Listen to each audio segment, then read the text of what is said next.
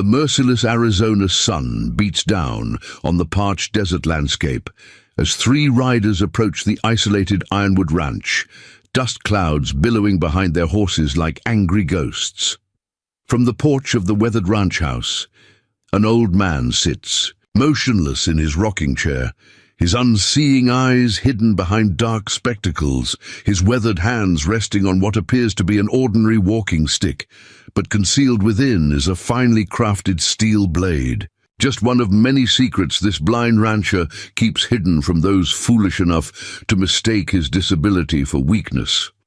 Before we jump back in, tell us where you're tuning in from, and if this story touches you, make sure you're subscribed, because tomorrow I've saved something extra special for you.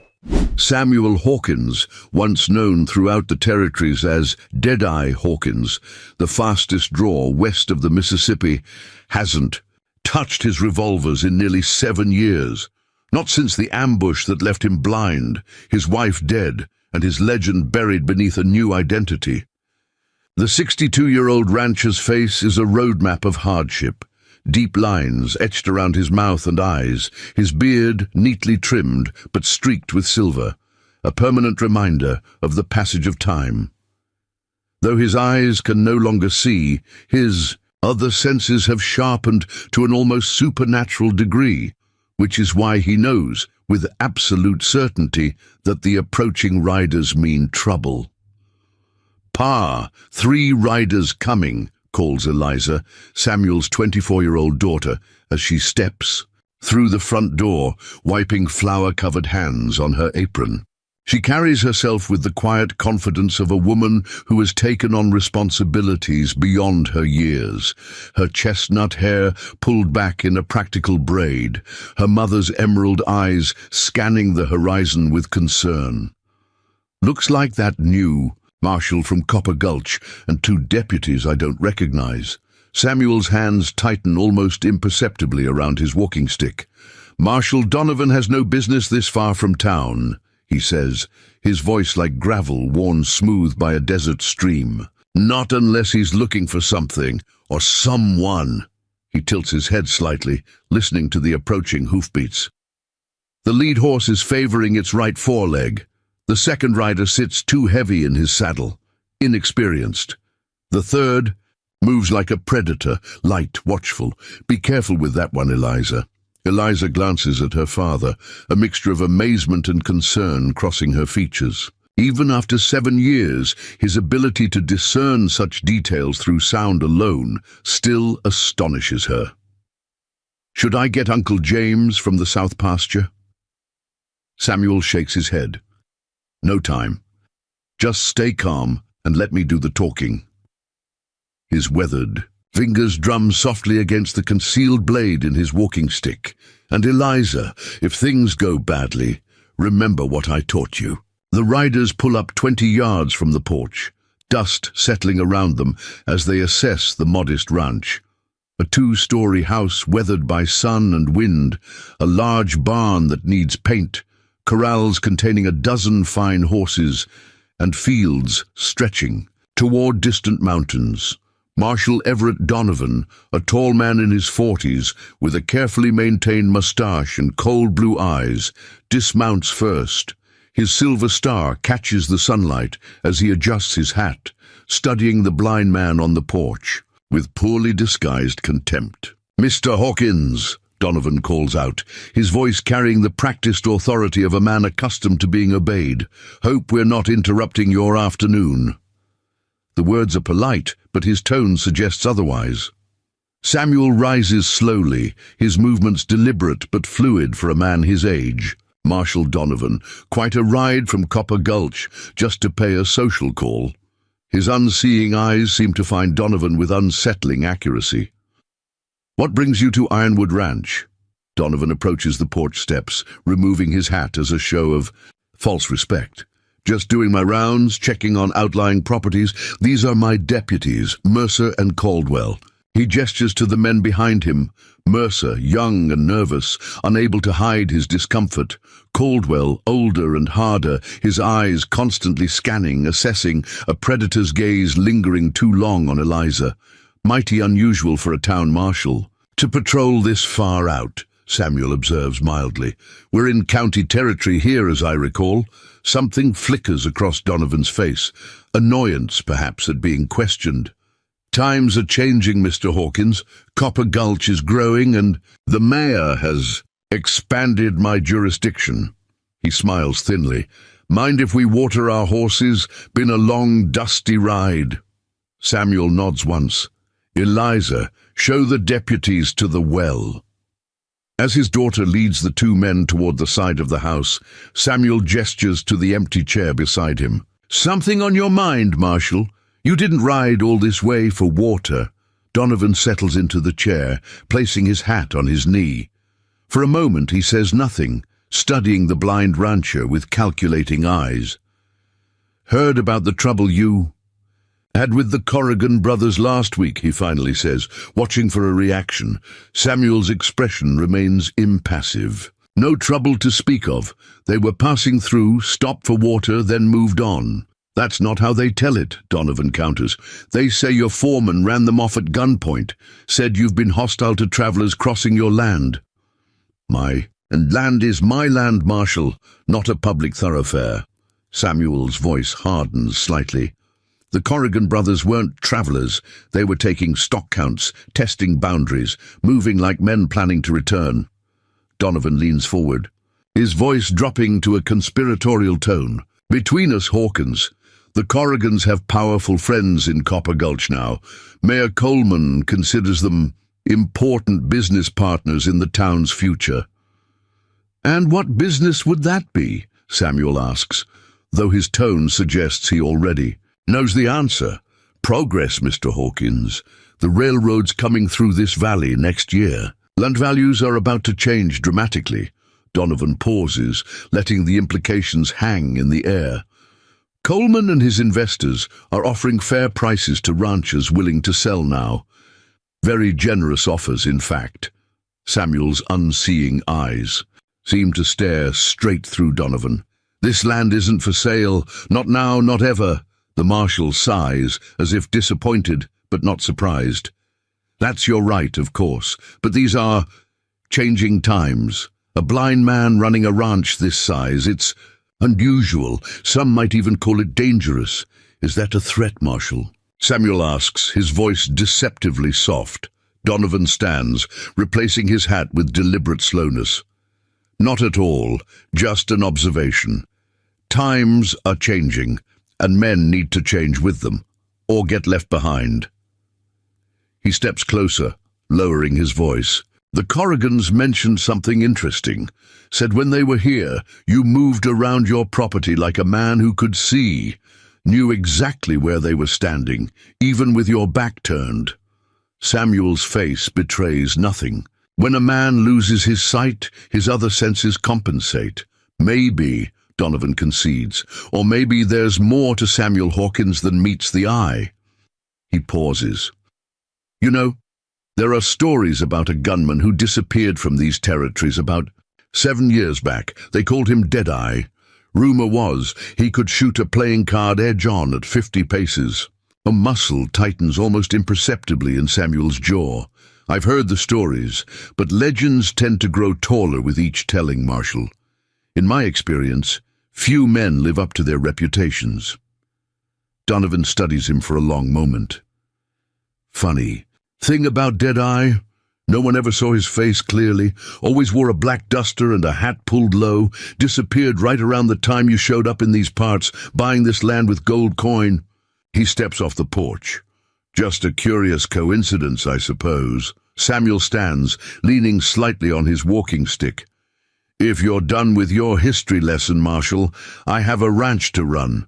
Even a blind man has his chores. At the well, Eliza fills a water bucket while keeping a careful eye on the deputies. Caldwell leans against the stone wall, watching her with undisguised interest. Pretty girl like you must get lonely out here, he says, his voice carrying an edge that makes her skin crawl. Not much society way out at Ironwood. We manage just fine, Eliza replies curtly, handing the filled bucket to Mercer, who accepts. it with a mumbled thanks. Unlike his companion, the younger deputy seems uncomfortable with Caldwell's behavior. Preparing and narrating this story took us a lot of time, so if you are enjoying it, subscribe to our channel. It means a lot to us now. Back to the story. Your pa always been blind. Caldwell presses, moving closer than necessary. Must be hard, running a place this size with a crippled... Old man! Eliza straightens, her green eyes flashing. My father manages this ranch better than most men with perfect eyesight. I'd appreciate it if you'd show some respect, deputy. Caldwell's mouth twists into an unpleasant smile. No offense meant, Miss Hawkins. Just making conversation. His hand brushes against hers as she passes him the second water bucket, the contact. Deliberate and lingering. From the porch, Samuel's head turns sharply in their direction, as if sensing the interaction despite the distance.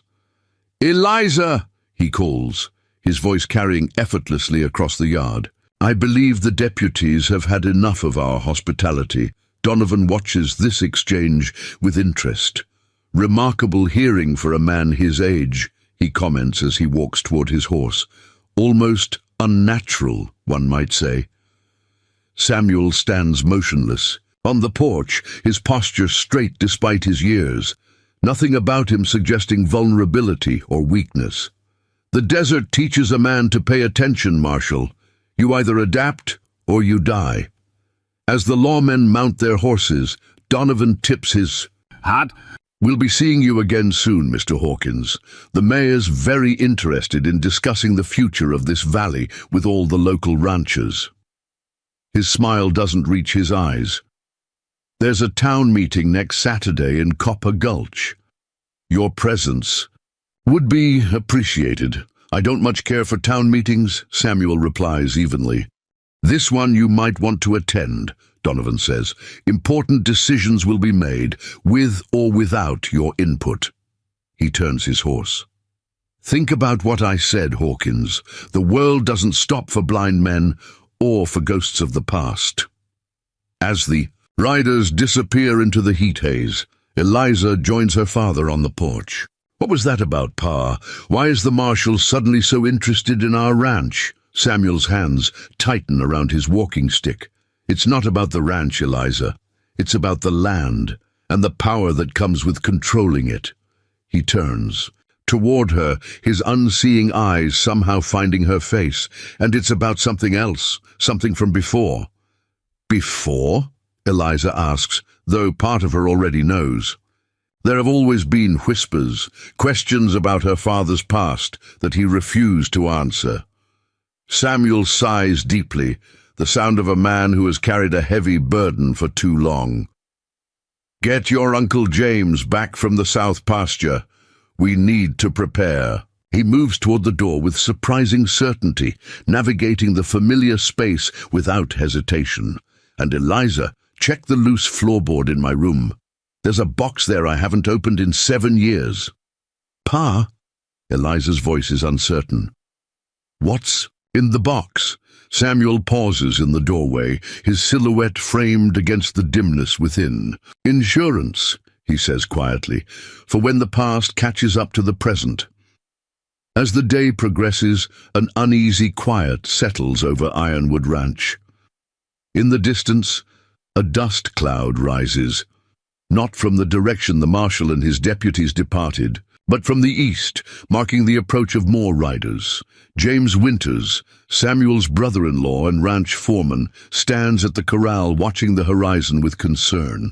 At 55, James carries himself with the rigid posture of his former cavalry days, his face weathered by sun and wind, his eyes sharp as they track the distant riders. "How many do you make it?" he asks Eliza, who joins him with a rifle, cradled in her arms. "At least 6, she replies, squinting against the harsh sunlight. Moving fast, James spits tobacco juice into the dust. Too many to be a coincidence after the marshal's visit. He turns to her, his expression grave. "Your pa told me about the conversation, about the Corrigans and their railroad friends." Eliza's face hardens. This is our land. We won't be bullied off it. No, we won't, James agrees, his hand resting on his holstered Colt. But things might get worse before they get better. You need to be prepared for that. He hesitates, choosing his next words carefully. Eliza, there are things about your father you should know, things from before the accident. Before he can continue, Samuel emerges from the house, moving with surprising agility for a blind man. He's changed clothes. Gone is the simple rancher's attire, replaced by a crisp black shirt and dark trousers that somehow transform his bearing, making him seem taller, more formidable. 6 riders, he announces without preamble. Heavy horses, moving like men with purpose.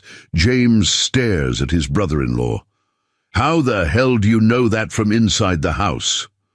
A ghost of a smile touches Samuel's lips. The vibrations in the floorboards. The way sound carries across the valley.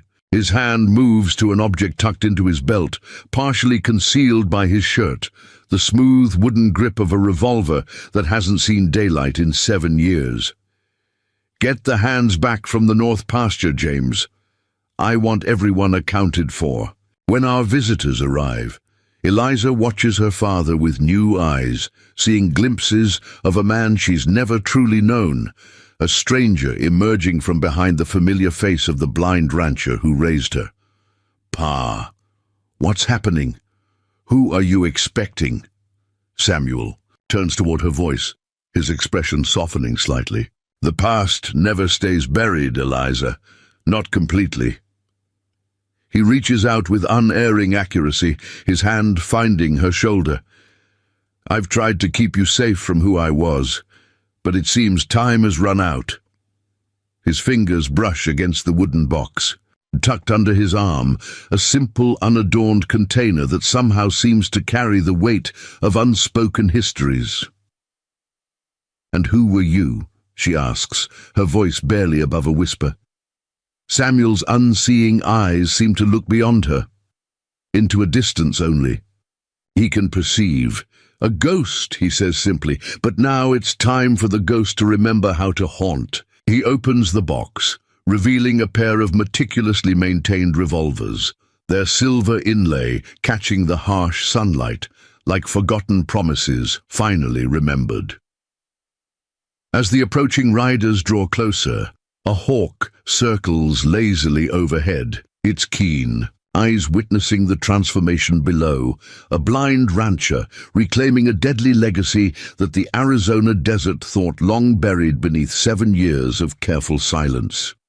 Preparing and narrating this story took us a lot of time, so if you're enjoying it, subscribe to our channel. It means a lot to us. Now back to our tale. The riders are visible now, dust billowing behind them as they approach Ironwood Ranch with the confidence of men unaccustomed to resistance. At their head rides a tall figure in an expensive Eastern suit, incongruous against the rugged backdrop of the Arizona Territory. Victor Corrigan guides his stallion with the casual arrogance of someone who views the world as property waiting to be acquired. Flanking him are 5 men whose appearances speak of violence as a profession, guns prominently displayed, eyes constantly scanning for threats, bodies tense with the readiness that comes from living on the knife's edge of confrontation. Inside the ranch house, Samuel sits at the kitchen table, his fingers moving with practiced precision as he cleans and loads the revolvers from the wooden box. Each motion is fluid, automatic, muscle memory untouched by the years of disuse or his blindness. Eliza watches from the doorway, mesmerized by this stranger who wears her father's face. The Corrigans won't stop with threats this time, James says, checking his own rifle by the window. Not with that railroad money backing them. Samuel nods, spinning one revolver cylinder with a flick of his wrist, testing its action. The sound is crisp, definitive, like the period at the end of a long unfinished sentence. No, he agrees quietly. They won't. Pa, Eliza says, her voice steady despite her racing heart. Who are you really? Samuel pauses, his unseeing eyes turning toward her voice. For a moment, the only sound is the approaching hoofbeats, growing louder with each passing second. "Someone I hoped you'd never have to meet," he finally answers, tucking the revolvers into the holsters he's strapped around his waist, holsters worn smooth from years of use before being locked away. He stands, adjusting the gun belt with the ease of a man donning a familiar suit. But now it seems you have no choice. Outside, the riders pull up in a semicircle before the house, their horses snorting and stamping in the dust. Victor Corrigan dismounts leisurely, straightening his city clothes with fastidious care. His face is handsome in a cold, calculated way, eyes the pale blue of winter ice, mouth set in a perpetual expression of superior amusement. He surveys the modest ranch with the appraising gaze of a man already calculating its value after the current owners have been removed. "Hawkins," he calls out, his voice carrying the cultured tones of Eastern education layered over frontier ruthlessness. "I believe we have business to discuss." The front door opens, and Samuel Hawkins emerges onto the porch, moving with a confidence that belies his blindness. Gone is the tentative step of the blind rancher. In its place is the purposeful stride of a man who knows exactly where he stands in relation to the world around him. The dark glasses that normally hide his unseeing eyes are absent, revealing milky white orbs that somehow still manage to convey an unnerving intensity. Corrigan's smug expression falters slightly at the sight of the gun belt around Samuel's waist. "Well now," he says, recovering quickly, "this is unexpected. I was told you were a peaceable man these days, Mr. Hawkins."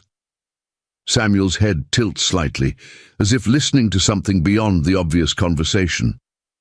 "You were misinformed," he replies, his voice carrying an edge that wasn't present during the marshal's visit. "Just as you're misinformed if you think you're welcome on my land."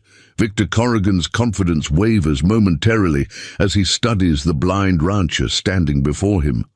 Something about Hawkins' posture has shifted, a subtle transformation that triggers warning signals in Corrigan's mind.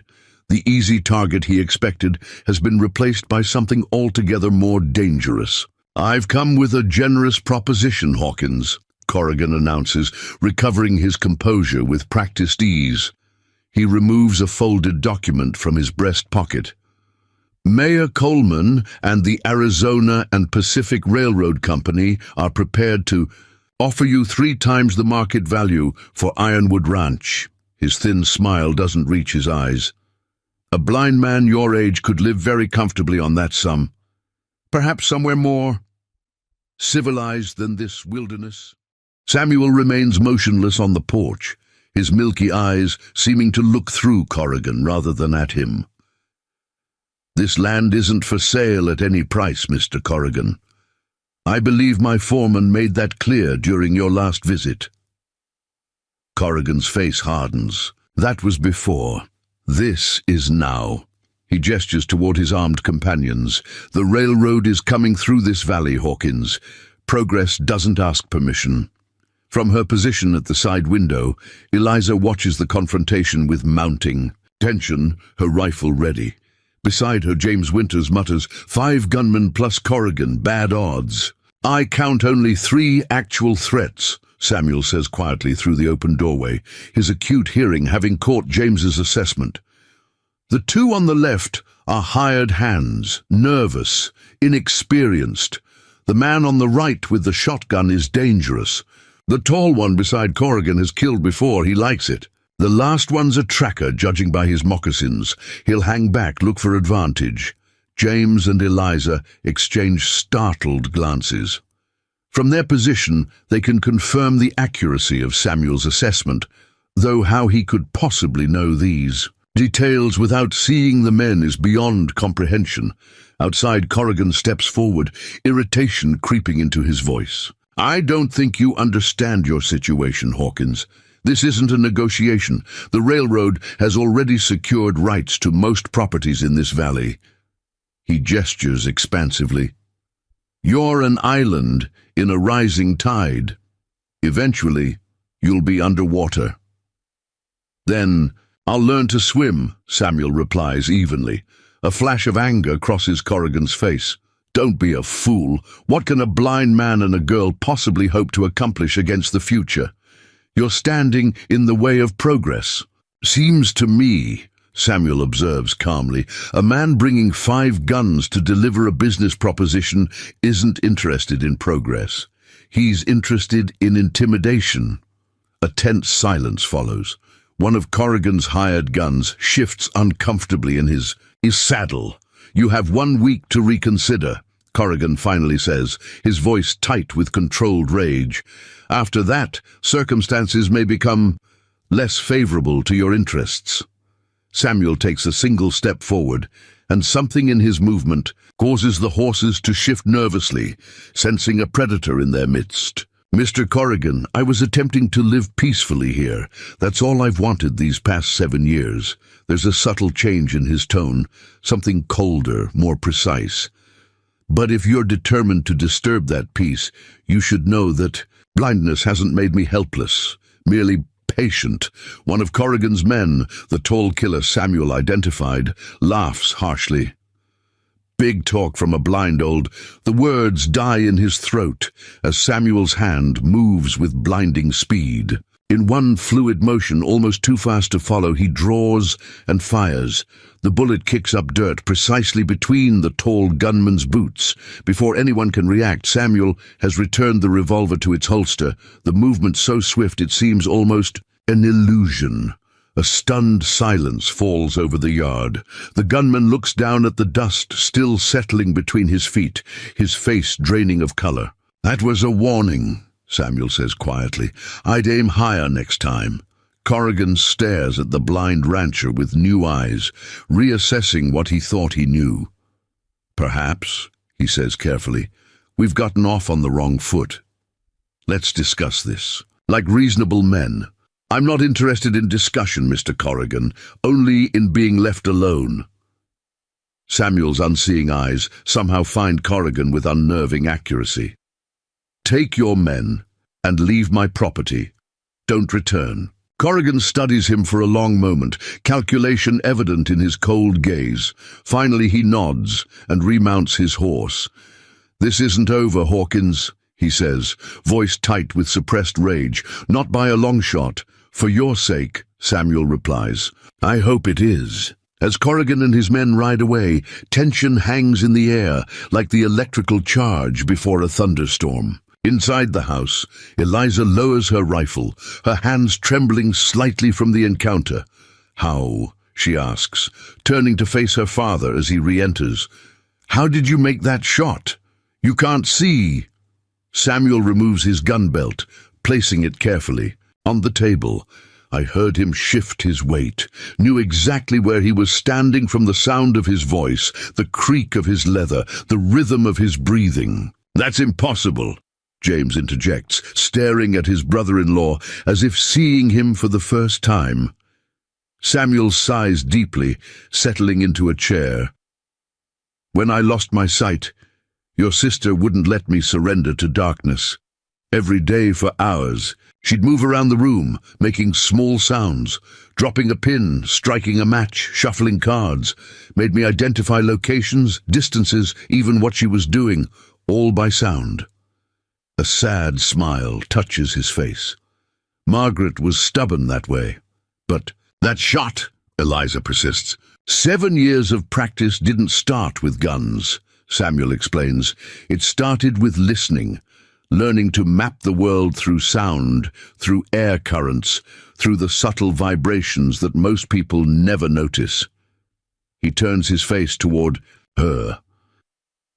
"Your mother made me promise not to touch my guns again, said that life was behind me, but she also made sure I could protect you if that life ever caught up to us." Eliza pulls up a chair opposite her father.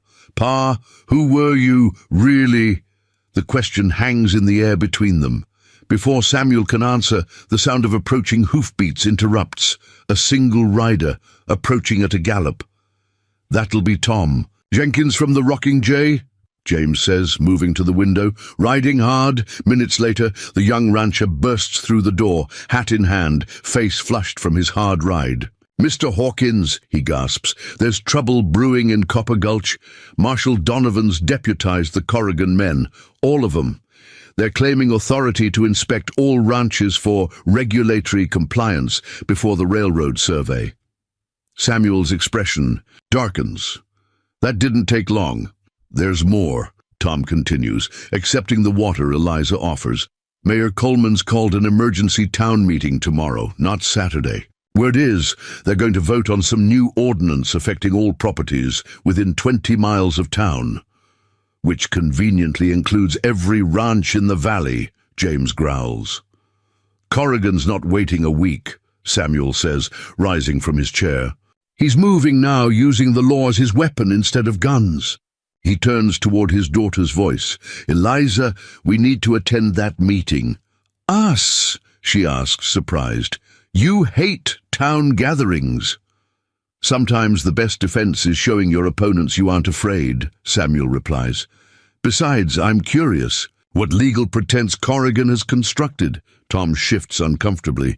"There's something else you should know, Mr. Hawkins." He glances at Eliza, then back to Samuel. "There's a stranger in town, arrived yesterday on the stage from Tucson. Been asking questions about local ranches, specifically about you." Samuel goes very still. "What kind of questions?" "About your past. Where you came from. Whether you were always blind."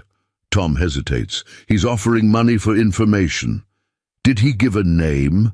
Samuel asks, his voice carefully neutral.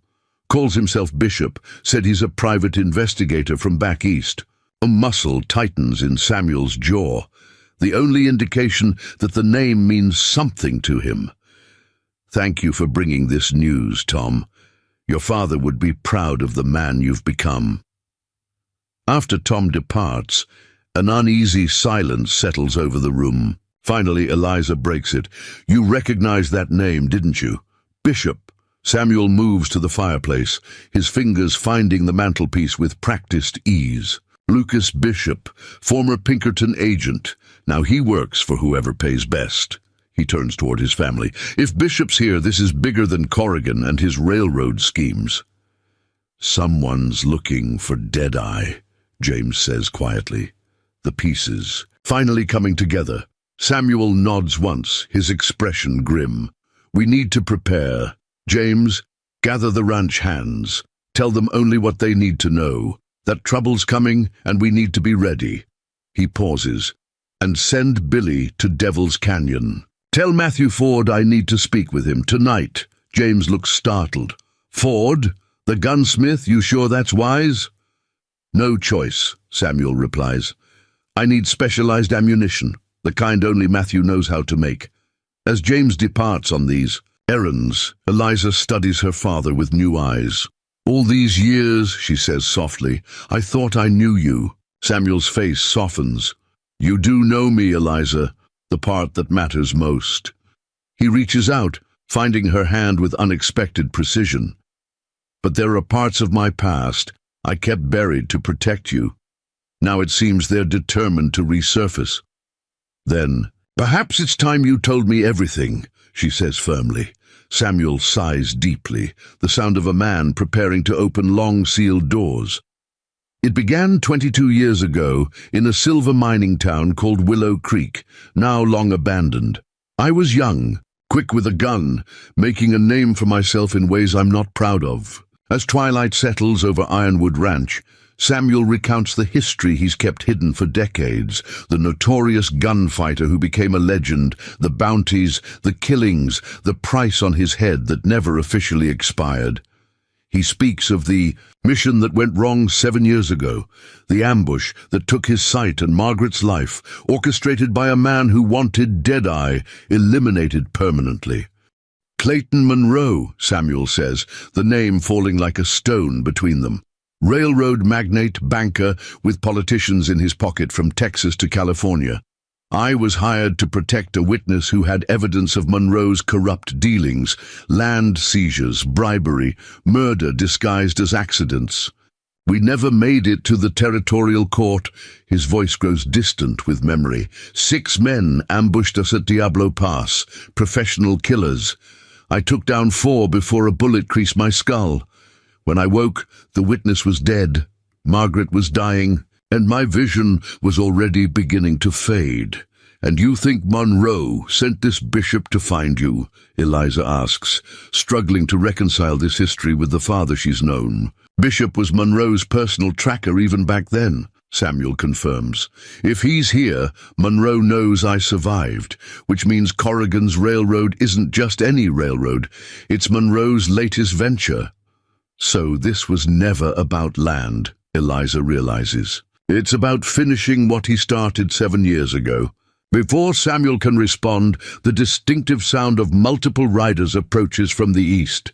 Different from Corrigan's men, moving with purpose but not haste. James returning with the hands? Eliza asks, moving to the window. Samuel shakes his head, listening intently. No, different horses, 4 riders. He rises, reaching for his gun belt. One's riding a government-issue saddle, military or law enforcement. Moments later, Marshal Donovan approaches the house, accompanied by 3 deputies, including Caldwell from their earlier visit. The lawman's face is set with grim purpose as he dismounts. "Samuel Hawkins," Donovan calls out, his voice carrying official authority. "I have a warrant for your inspection of this property for compliance with Territorial Property Ordinance 14, Section 3, regarding safety standards for land adjacent to proposed railway construction." Samuel appears in the doorway, his dark glasses now back in place, leaning on his walking stick rather than wearing his gun belt, once again the image of a vulnerable blind rancher. "Quite industrious, Marshal," he comments mildly. "Creating new ordinances and printing warrants all in one afternoon." Donovan's eyes narrow at the implied accusation. "The ordinance has been on the books for months, Hawkins. Your inspection is overdue." He produces an official-looking document. "We'll need to examine all structures, water sources, and property boundaries." "At this hour?" Eliza challenges, stepping beside her father. "The sun's nearly set." Caldwell smirks. "Law doesn't sleep, Miss Hawkins." "Neither does corruption," she retorts. Donovan's face hardens. "Careful, young lady. Interfering with a lawful inspection is a serious offense." Samuel raises a placating hand. "No need for threats, Marshal. My daughter is naturally protective." He steps aside. "By all means, conduct your inspection. We have nothing to hide." Donovan appears momentarily taken aback by this easy acquiescence. Good. Caldwell, check the barn and outbuildings. Jenkins, the corral and water sources." He turns to his remaining deputy. "Mercer, you're with me in the house." As the lawmen disperse to their assigned areas, Samuel moves with the careful steps of a blind man, his hand finding Eliza's arm for guidance, all trace of his earlier fluid confidence seemingly vanished. To anyone watching, he appears completely dependent, vulnerable. Only Eliza feels the slight pressure of his fingers on her arm, a signal they had established years ago. Play along. This is strategy, not surrender. "What exactly are you looking for, Marshal?" Samuel asks mildly as Donovan begins examining the main room of the house. Hazards, structural instabilities, anything that might pose a danger once construction begins. Donovan runs his hand along a bookshelf, deliberately knocking several books to the floor. "Oops, sorry about that." "No matter," Samuel replies evenly. "Eliza can replace them later." Donovan moves toward a locked cabinet. "What's in here?" "Family. Heirlooms," Samuel answers. "Nothing of interest to the railroad, I assure you." The marshal tries the lock, finds it secure, and frowns. "I'll need this opened." "The key is in my bedroom, top drawer of the nightstand," Samuel says. "Eliza, perhaps you could fetch it for the marshal?" As Eliza departs on this errand, Donovan steps closer to Samuel, lowering his voice. "Impressive. Display with Corrigan earlier for a blind man." Samuel's expression reveals nothing. "I'm not sure what you mean, Marshal." "Come now, Hawkins. We both know there's more to you than meets the eye." Donovan circles him slowly. A blind man who can shoot between a man's feet at 20 paces. That's not just luck. Perhaps Mr. Corrigan exaggerated, Samuel suggests mildly. Perhaps, Donovan concedes. Or perhaps Deadeye Hawkins isn't as dead as people believe. Samuel's head tilts slightly. That's quite a theory, Marshal. More than a theory. Donovan leans closer. Lucas Bishop is a friend of mine. He shared some very interesting information about a notorious gunman who disappeared 7 years ago after an ambush at Diablo Pass. Samuel remains perfectly still, only the slight tightening of his hand on his walking stick betraying any reaction. Sounds like dime novel nonsense to me. Donovan smiles coldly. We'll see. He straightens as Eliza returns with the key. Ah, thank you, Miss Hawkins. As the Marshal unlocks the cabinet, Samuel's head turns slightly toward the window, his acute hearing picking up sounds from outside. Caldwell moving around the barn, not conducting an inspection, but searching for something specific. Interesting collection, Donovan comments, examining the cabinet's contents, old photographs, letters, a small jewelry box, and various memorabilia. Nothing here about your life before Arizona Territory, I see. I wasn't aware the railroad was interested in my personal history, Marshal, Samuel replies. Donovan closes the cabinet. Just being thorough.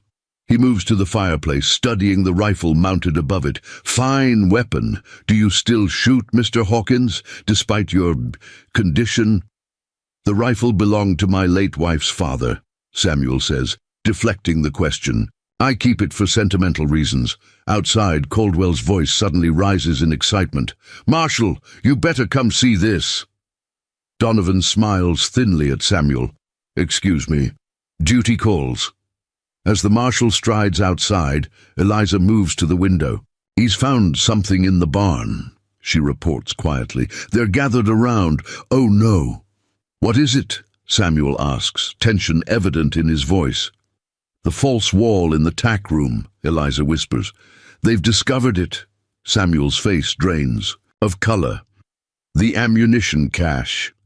And the wanted posters, Eliza adds grimly, the ones with Deadeye Hawkins's name on them. Outside, Donovan examines the damning evidence.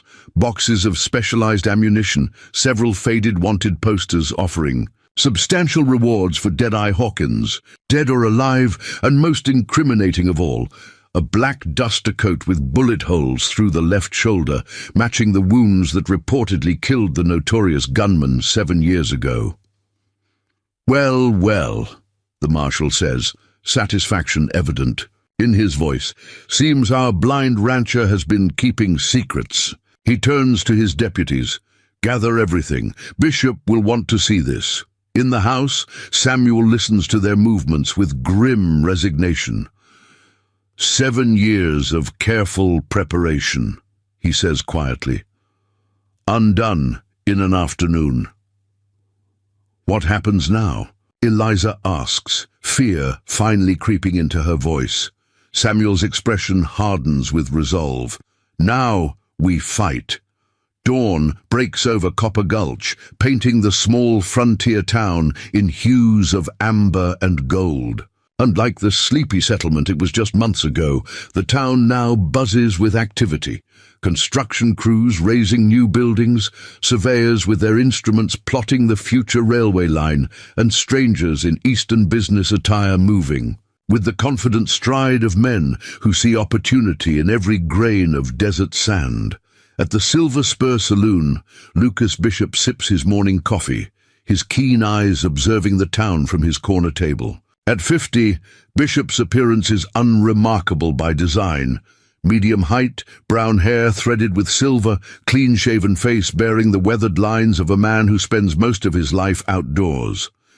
Nothing about him suggests danger, which is precisely why he's survived decades in a profession where most die young.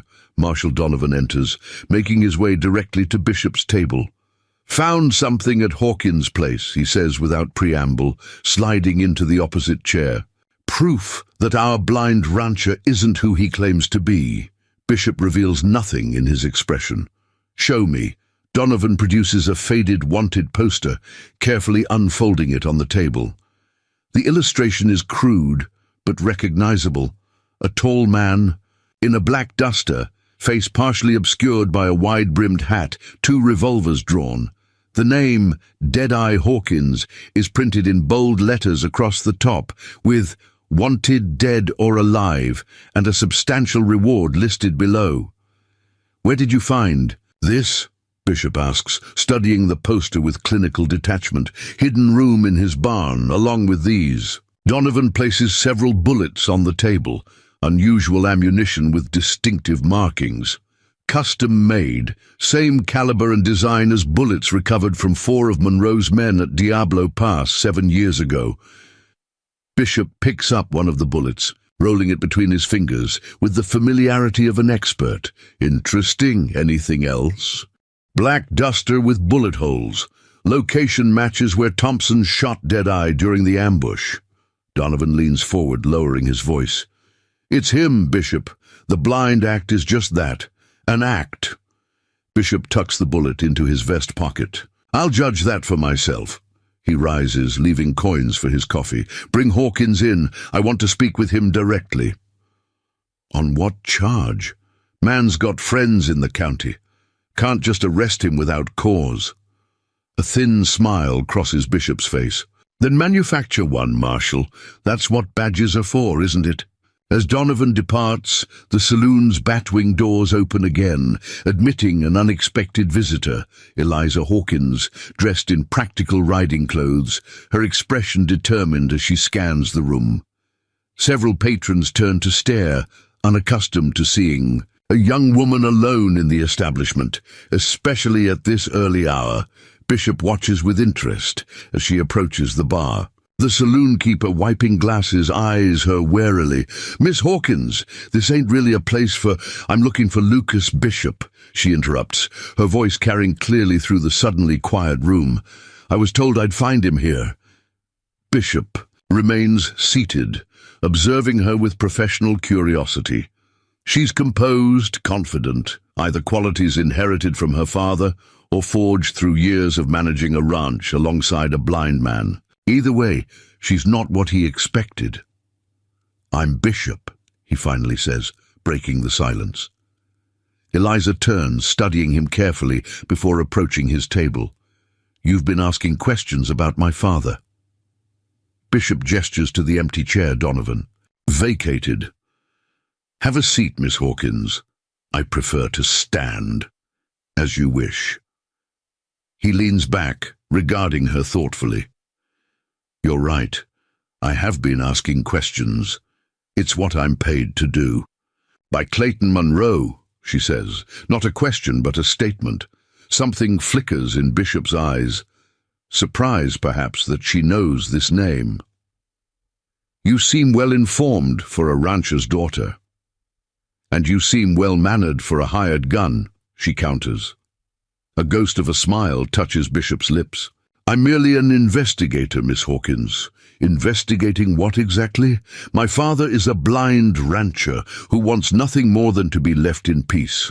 Bishop studies her for a long moment. "Is that what he told you?" He reaches into his jacket, removing a small, leather-bound notebook. "Samuel Hawkins arrived in this territory 7 years ago, purchased Ironwood Ranch with gold coin, and has lived quietly ever since." He flips a page. "But before that, nothing. No record of a Samuel Hawkins matching his description anywhere." "Many men reinvent themselves in the West," Eliza says, her voice steady. "It's not a crime." "No," Bishop agrees mildly. "But killing 14 men is." He closes the notebook. "That's Deadeye Hawkins' confirmed tally. The actual number is likely higher." Eliza's expression doesn't change, though something flashes behind her eyes. "You're confused, Mr. Bishop. My father couldn't possibly— Your father's blindness is relatively recent, Miss Hawkins." Bishop interrupts gently. "The bullet that took his sight was meant to take his life. Fired by a man named Joseph Thompson, under orders from Clayton Monroe." Silence falls between them. Around the saloon, patrons pretend not to listen while straining to catch every word. "Why are you telling me this?" Eliza finally asks. Bishop leans forward. "Because I'm giving you a chance to warn him. Monroe knows Deadeye survived. He wants this finished, and the Corrigan brothers' land grab provides perfect cover." He pauses, watching her reaction. "Monroe arrives on tomorrow's train. After that, things get, complicated." "Why would you warn us?" Suspicion edges her voice. Bishop's eyes show a flicker of something unexpected, perhaps regret. "Let's just say I prefer my contracts to be straightforward. Using the railroad as cover for an execution feels excessive." Eliza studies him, trying to gauge his sincerity. "I don't understand you, Mr. Bishop." "Few do," he acknowledges. "That's how I've survived this long." The saloon doors swing open again as Victor Corrigan enters with two of his men. He stops abruptly at the sight of Eliza, surprise quickly replaced by a calculating smile. "Miss Hawkins," he says, approaching, "what a pleasant surprise. I didn't expect to see you in town until the meeting this afternoon." "Mr. Corrigan," she acknowledges coolly. Corrigan's eyes shift to Bishop, narrowing slightly. "I see you've met our distinguished visitor from back east." "We were just getting acquainted," Bishop says smoothly, rising from his chair. "Miss Hawkins was expressing concern about recent inspections of her property." Corrigan's smile doesn't reach his eyes. "Merely routine procedure. The railroad must ensure all properties along the proposed route meet territorial safety standards." He turns to Eliza. "I hope Marshal Donovan wasn't too intrusive. He can be overzealous in his duties. Finding hidden rooms and going through personal belongings seems beyond routine." Eliza replies sharply. Something triumphant flashes across Corrigan's face. "Hidden rooms? How fascinating. One wonders what a simple rancher would need to conceal." Bishop watches this exchange with interest, his eyes moving between them like a spectator at a chess match. "If you'll excuse me," Eliza says, turning to leave, "I have business to attend to before the town meeting." "Of course," Corrigan replies. "Though I should mention, the meeting agenda has changed. We'll be discussing new evidence that certain property owners may have misrepresented themselves when acquiring land in the territory." His smile turns predatory. Legal ownership requires legal identity, after all. The implied threat hangs in the air. Eliza's eyes harden, but she maintains her composure. "I look forward to the discussion, Mr. Corrigan." After she departs, Corrigan takes her vacated position beside Bishop's table. "Spirited girl," he comments. "Shame she's chosen the wrong side of progress." Bishop regards him with cool detachment. "You seem confident about the outcome of today's meeting." "The outcome was determined the moment Monroe purchased controlling interest in the territorial bank," Corrigan replies, lowering his voice. "This valley will belong to the A&P Railroad by the end of the month. All that remains is tidying up loose ends." Like Hawkins, Corrigan's expression darkens. "Hawkins is more than a loose end. He's a liability, because of who he was, because of who he still is." Corrigan leans closer. "Don't let the blindness fool you, Bishop. Yesterday he drew and fired faster than most seeing men could manage. Hit exactly what he aimed at, too." Bishop's eyes narrow with professional interest. "Truly?" "See for yourself. He'll be at the meeting today. Cornered animals always fight hardest when they're trapped." Corrigan straightens his expensive jacket. "Just make sure you're standing clear when the trap springs." As Corrigan departs with his men, Bishop remains at his table, thoughtfully examining one of the custom bullets Donovan provided. After a moment, he slips it back into his pocket and exits the saloon, stepping into the morning sunlight. Outside, Copper Gulch continues its transformation from sleepy desert outpost to bustling frontier hub. Workers raise a new building across from the bank, future headquarters of the Arizona and Pacific Railroad Company, according to the sign prominently displayed. Bishop observes it all with the detached interest of a man accustomed to watching towns and people change, sometimes gradually, sometimes violently, but always inevitably. He makes his way toward the telegraph office, nodding to townspeople who regard the stranger with curious glances. Inside, the operator looks up from his key, recognition flickering across his face. "Another message for Mr. Monroe?" he asks, reaching for a blank form. Bishop nods, quickly writing his report. Hawkins confirmed as Deadeye. Evidence secured. Confrontation. Likely at town meeting. Recommend discretion until your arrival.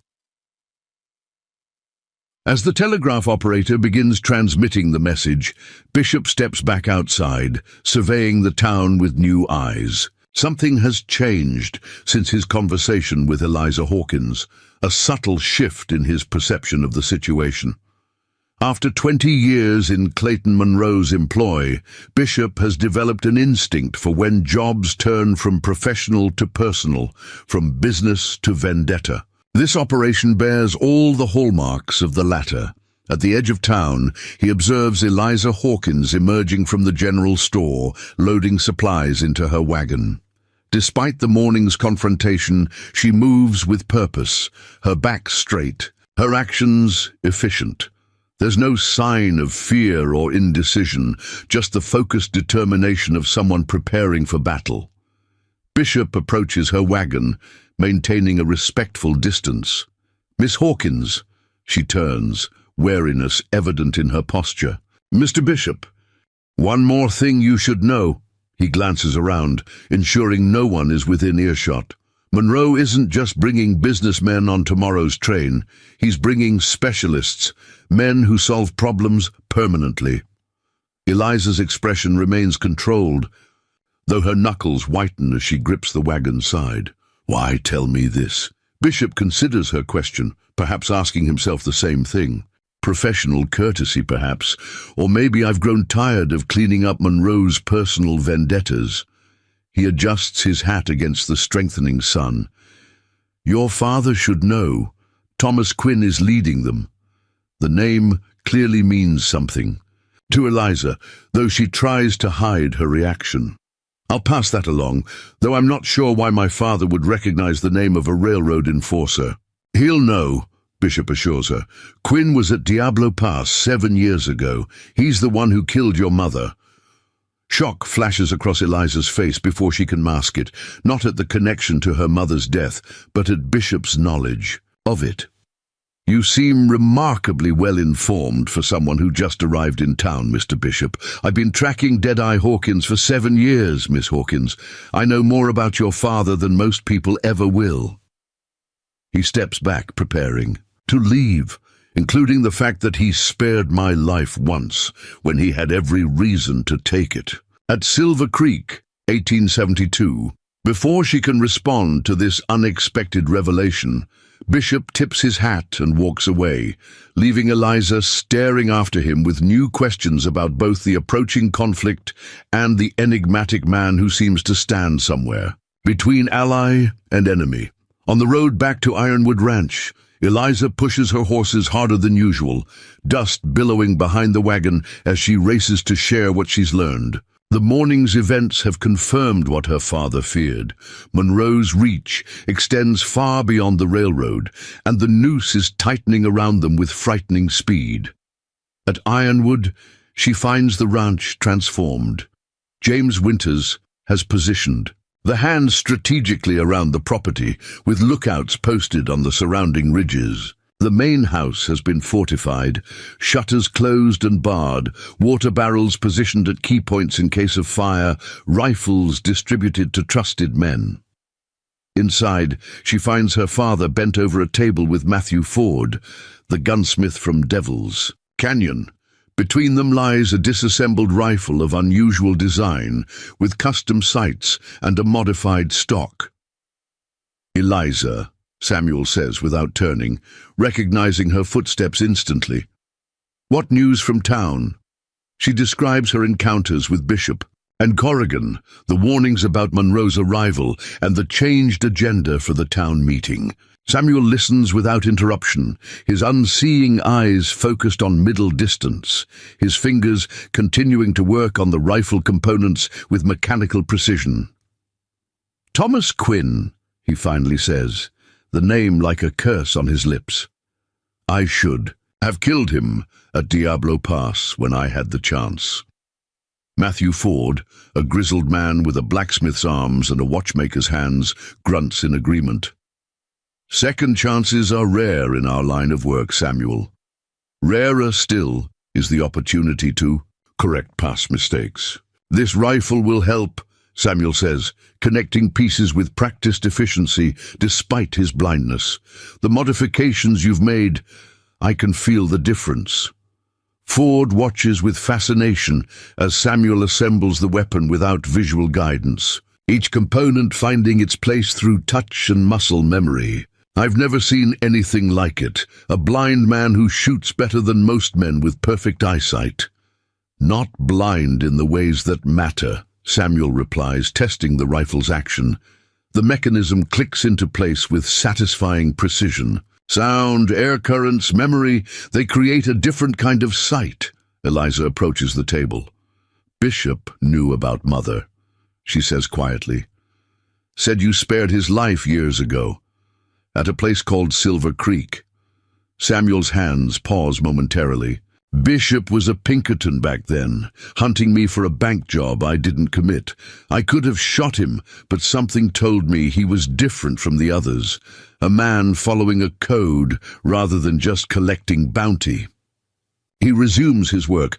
"I disarmed him instead, left him tied to a tree for his partners to find." "And now he works for Monroe?" James asks from the doorway. "The Pinkertons discharged him after that failure," Samuel explains. "Monroe hired him for his tracking skills. Bishop's reputation is built on never failing twice. Yet he warned me," Eliza points out, "about Quinn, about the meeting, about Monroe's arrival." Samuel's expression turns thoughtful. "Bishop's always been complicated, never cruel even when efficient. He secures the final component of the rifle. But don't mistake professional courtesy for allegiance, Eliza. He's still Monroe's man." "So what's our play?" James asks.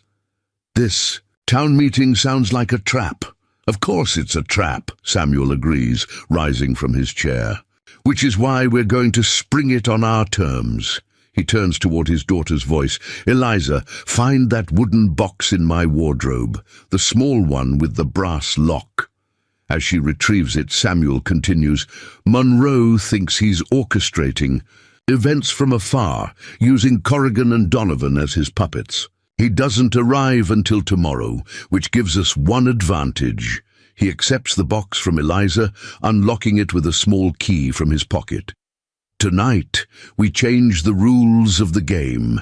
Inside the box lies a collection of documents, property, deeds, bank drafts, and most significantly, a sworn affidavit with the territorial governor's seal." "What is this?" Eliza asks, examining the papers. "Insurance," Samuel replies. "Your mother's idea. After the ambush, when we realized I was losing my sight, she insisted we prepare for every contingency." A sad smile touches his lips. "Margaret always saw further ahead than I did." James picks up the affidavit, whistling softly as he reads. This is signed by Judge Hollister himself, grants you legal amnesty for all prior actions in exchange for testimony against Monroe's land-grabbing operations 7 years ago. The testimony I was escorting to the territorial court when we were ambushed," Samuel confirms. "Monroe thought he'd buried it along with me. But this changes everything," Eliza says, hope entering her voice for the first time. "With this, they can still try to kill me," Samuel interrupts gently. "Paper only protects you. When those in power respect the law, Monroe never has. He secures the documents back in their box. But it does give us something to fight with at the meeting besides guns. Speaking of which," Ford interjects, gesturing to the modified rifle, "this is ready, but using it will require something extraordinary, even for a man with your skills." Samuel's Expression hardens with resolve. Extraordinary circumstances call for extraordinary measures, Matthew. He runs his fingers along the rifle's barrel one final time, and Deadeye Hawkins has one last performance to give. As afternoon shadows lengthen across Ironwood Ranch, preparations for the coming confrontation continue. Weapons cleaned and loaded, horses readied, strategies discussed.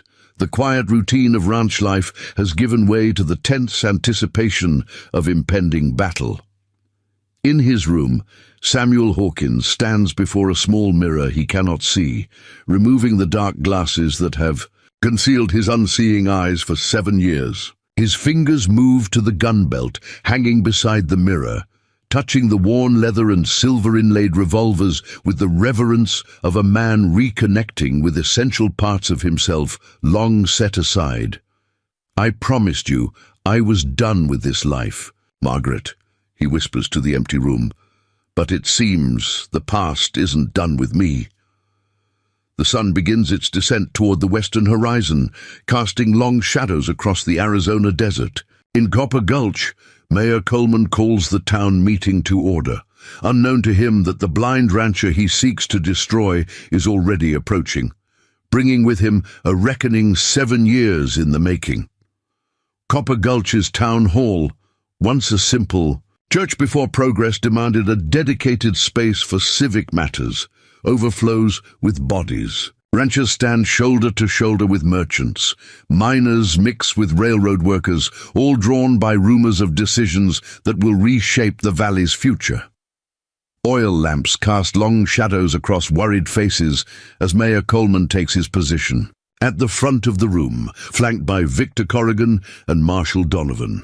"Folks, thank you for coming on such short notice," Coleman begins, his round face gleaming with perspiration despite the evening cool. A former shopkeeper elevated to mayor through Corrigan's influence, Coleman possesses the practiced smile of a man who has spent his life convincing customers they need things they don't.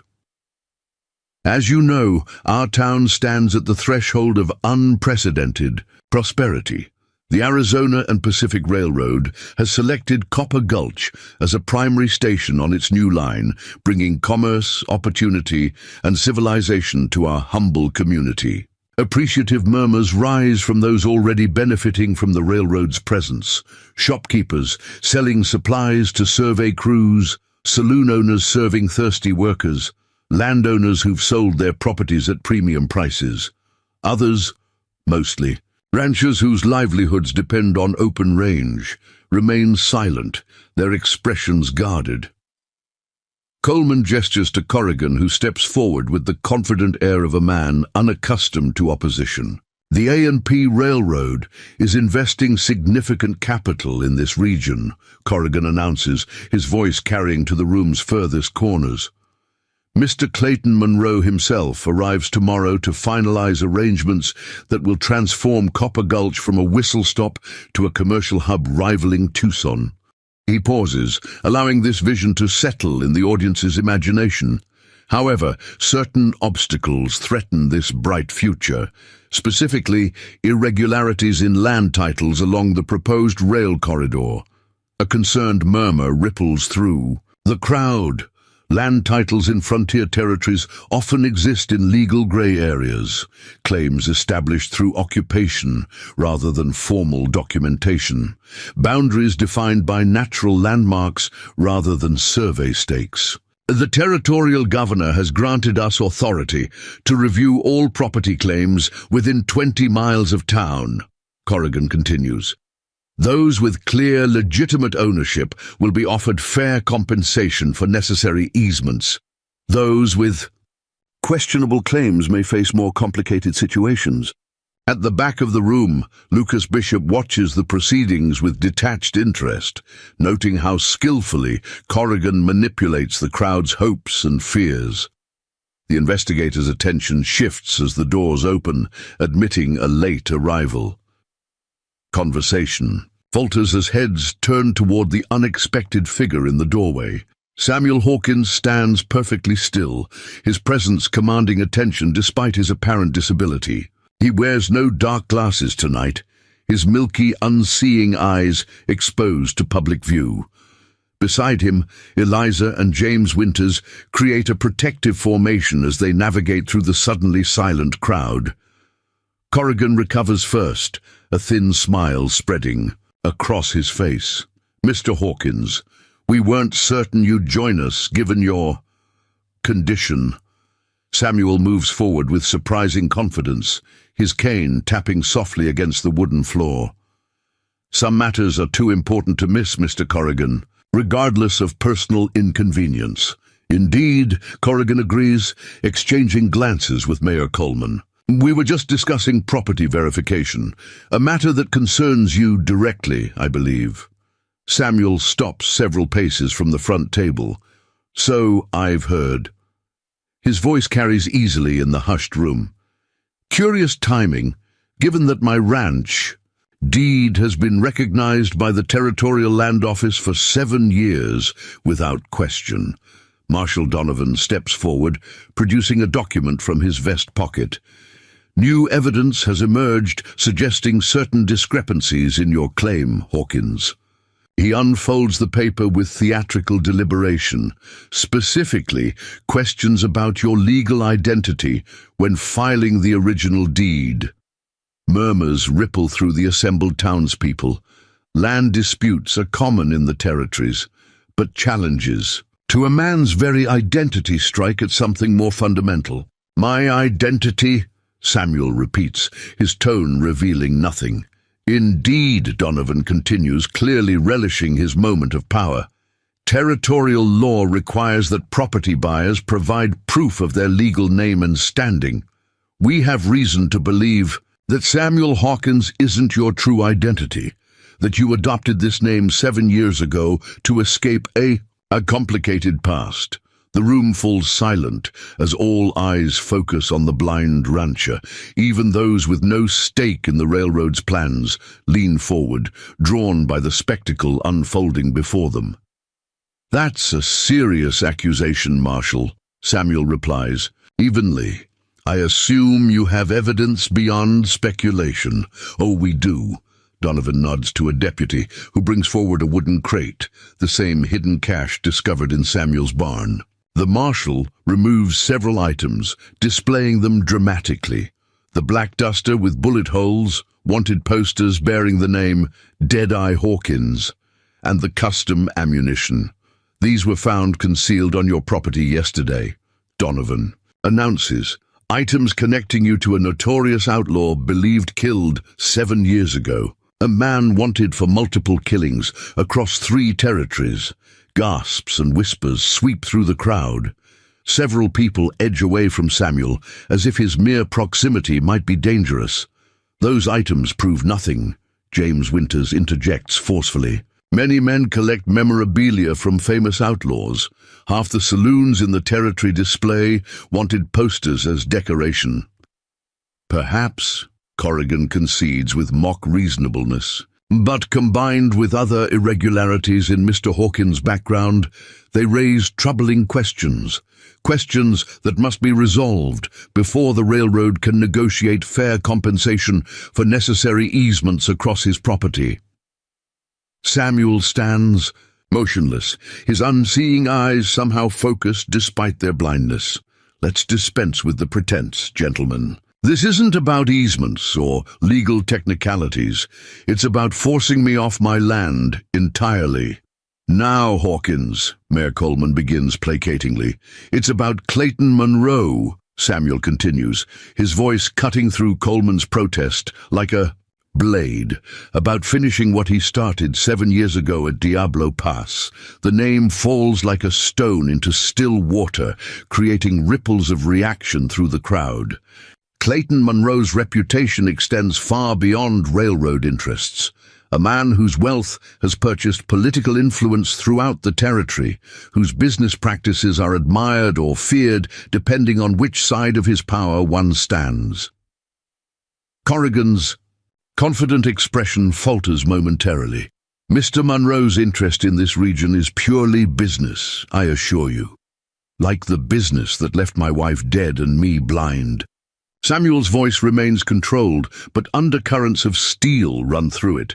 Like the business that employed Thomas Quinn and his men to ambush us at Diablo Pass. From his position at the back of the room, Bishop observes the shifting dynamics. With professional interest, Samuel's direct confrontation has altered the careful script Corrigan and Donovan prepared, forcing them into uncomfortable territory. These are serious accusations against a respected businessman, Coleman sputters, mopping his brow with a handkerchief. They are, Samuel agrees, and I can prove them. He turns slightly toward Eliza, who removes a document from her satchel and places it in his hand. With unerring precision, he extends it toward Donovan. This affidavit, signed by Territorial Judge Hollister, grants me immunity in exchange for testimony regarding Clayton Monroe's illegal activities. Activities including bribery of officials, fraudulent land acquisitions, and orchestrated violence against those who opposed him. Donovan hesitates before accepting the document, his eyes scanning its contents with growing discomfort. This appears authentic, but it is authentic, Samuel interrupts, as is my testimony detailing Monroe's operations. Testimony that was supposed to reach the territorial court before Monroe's men intercepted us.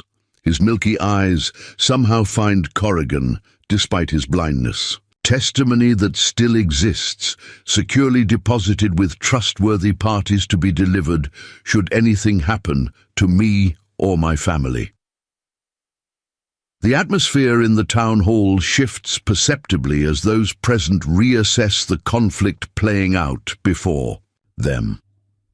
What began as a simple land dispute has transformed into something far more consequential, a confrontation between powerful forces with implications beyond the immediate valley.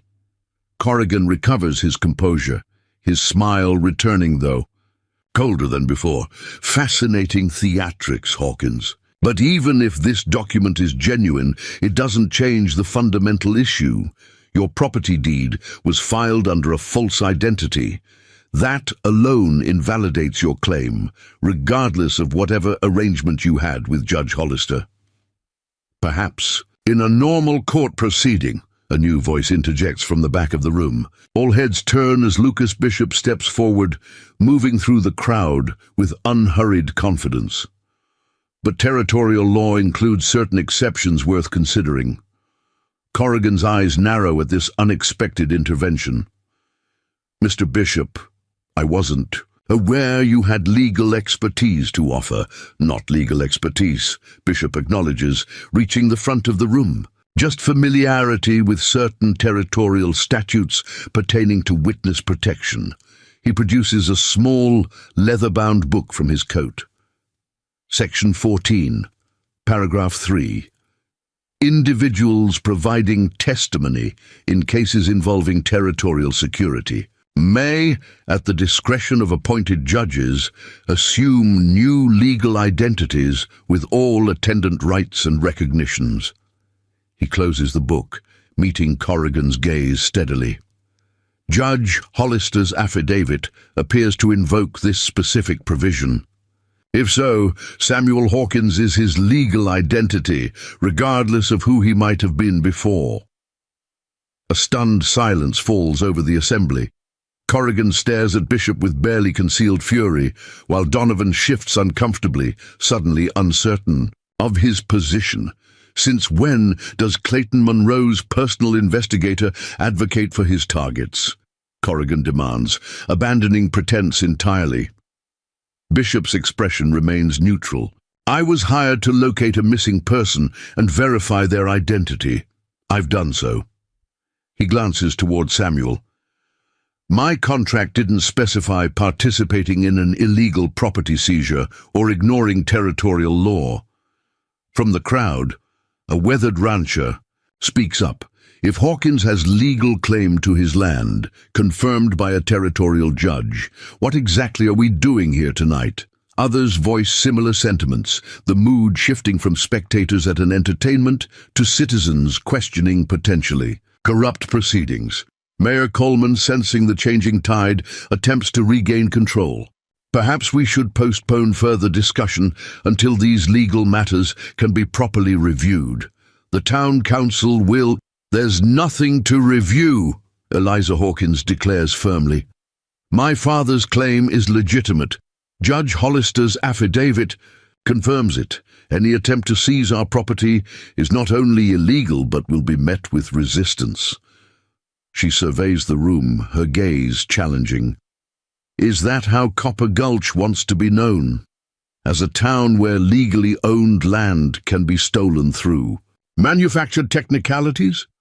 Murmurs of agreement rise from other ranchers and independent property owners who recognize their own vulnerability in Samuel's situation. What happens to him today could happen to them tomorrow. Corrigan's face darkens with barely suppressed rage.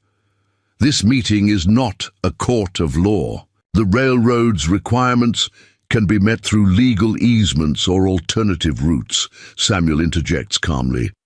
I've never opposed progress, Mr. Corrigan, only theft disguised as progress. Before Corrigan can respond, the town hall doors burst open. A breathless telegraph operator rushes in, clutching a yellow paper. Mayor Coleman, urgent wire from Mr. Monroe.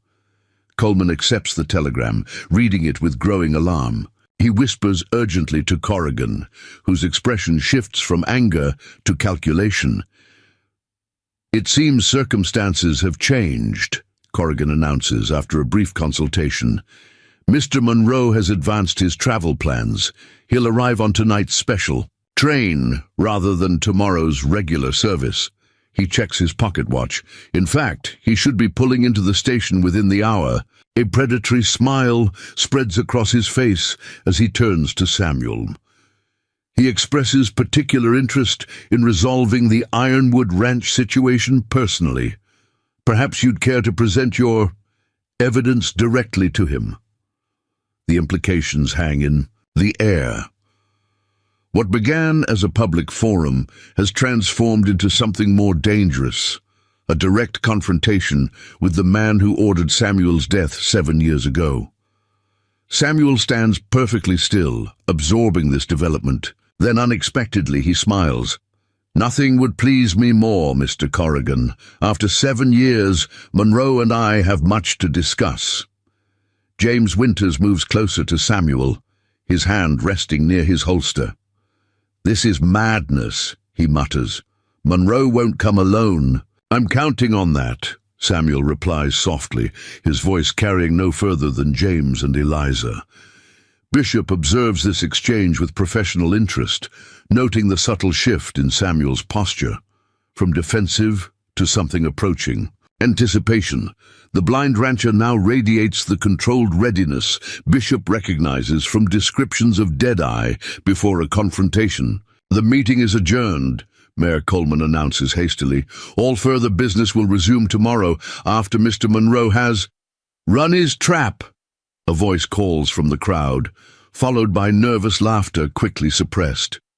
As the townspeople disperse, many linger in small groups outside, discussing the evening's revelations in hushed tones. The atmosphere has transformed from civic procedure to anticipation of approaching drama. Within an hour, Clayton Monroe, a man whose name usually appears only in newspaper business sections or political endorsements, will arrive in their small town, and confrontation seems inevitable. Near the livery stable, Samuel stands with Eliza and James, their heads close together in urgent conversation. This changes everything, James insists. Monroe arriving tonight instead of tomorrow. He's obviously been warned. Of course he has, Samuel agrees. Bishop's telegram would have reached him hours ago. Eliza glances toward the railroad station, where workers hurriedly prepare for an unexpected arrival. Then we're walking into a trap. No, Samuel corrects her, his voice carrying an edge of anticipation. He is. From the shadows, Bishop approaches, maintaining a respectful distance. Hawkins, he calls softly.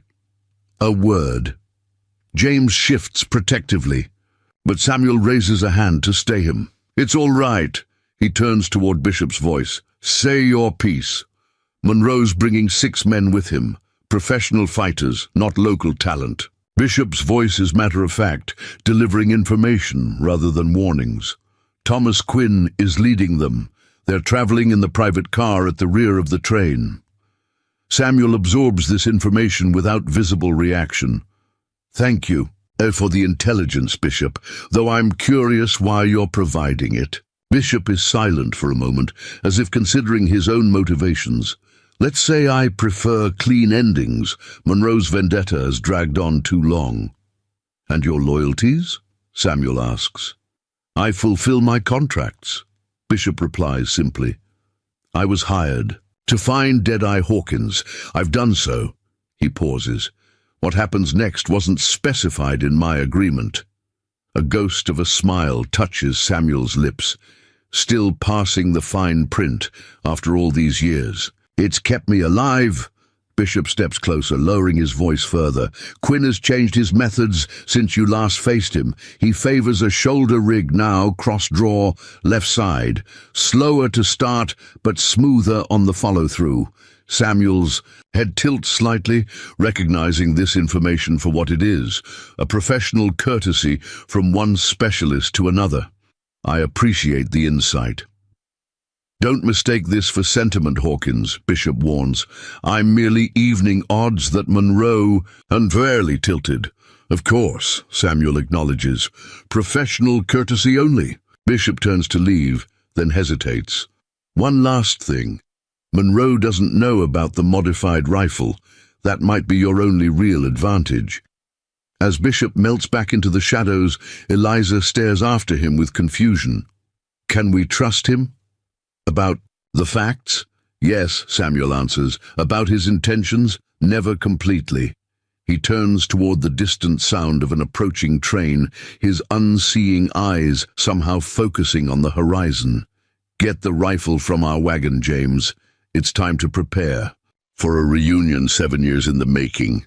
The train whistle splits the night air, announcing the arrival of Clayton Monroe, and the final act in a drama that began with an ambush at Diablo Pass. As townspeople gather at the station, drawn by curiosity and anticipation, Samuel Hawkins stands apart, his face tilted toward the approaching sound, his hands steady as they check his revolvers one final time. You don't have to be part of this, he tells Eliza quietly. You could ride back to the ranch, be safely away when I'm staying, she interrupts firmly. Mother would have stayed. You know that. A complex emotion crosses Samuel's weathered face. Pride mingled with resignation. Yes, he agrees softly. Margaret never ran from a fight, even when she should have. He reaches out, finding Eliza's face with gentle fingers, mapping features so similar to her mother's. Whatever happens tonight, remember that everything I've done, everything I am, has been for you. The train rumbles into the station, steel wheels grinding against rails, steam billowing into the cool desert night. As the private car comes to rest, a silence falls over the gathered crowd. The door opens, revealing a silhouette backlit by elegant interior lamps.